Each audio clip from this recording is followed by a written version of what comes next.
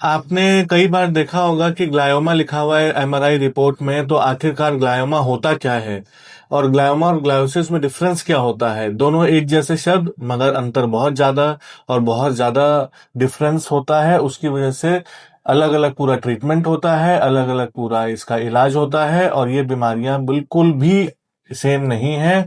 एक होती है ग्लायोसिस और एक होता है ग्लायोमा। तो आज चलिए जानते हैं इन दोनों के बीच में डिफरेंस क्या होता है और मुख्यतः ग्लायोमा क्या होता है। तो हेलो फ्रेंड्स, मैं doctor Pallav Agarwal, MCH neuro surgeon residing in Bareilly. I am director of Chandrakanti hospital.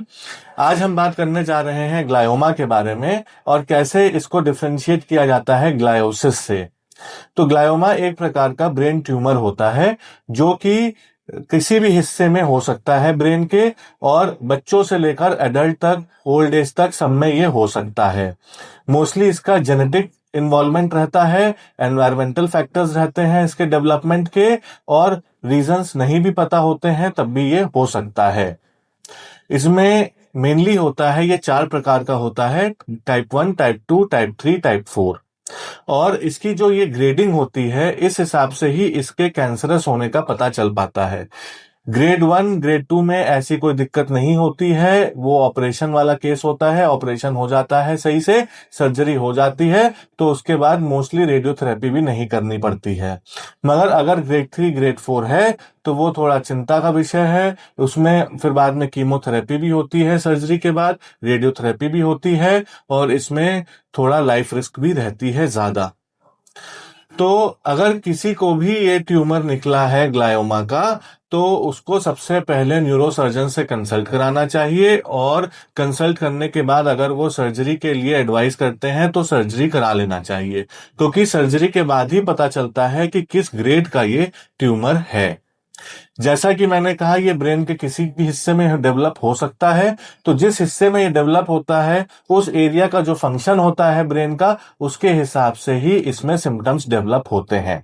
अगर ये हाथ के एरिया में डेवलप होगा तो हाथ में वीकनेस होगी, पैर के एरिया में डेवलप होगा पैरों में वीकनेस होगी, पीछे जो छोटा दिमाग जिसको कहते हैं, अगर वहां पे डेवलप हो जाएगा तो चक्कर आने लगेंगे, डिसबैलेंस होने लगेगा। और अगर ये विजन सेंटर में होता है तो देखने में दिक्कत हो सकती है। तो जिस जगह पे ये है उस जगह पे ये दिक्कत क्रिएट करता है।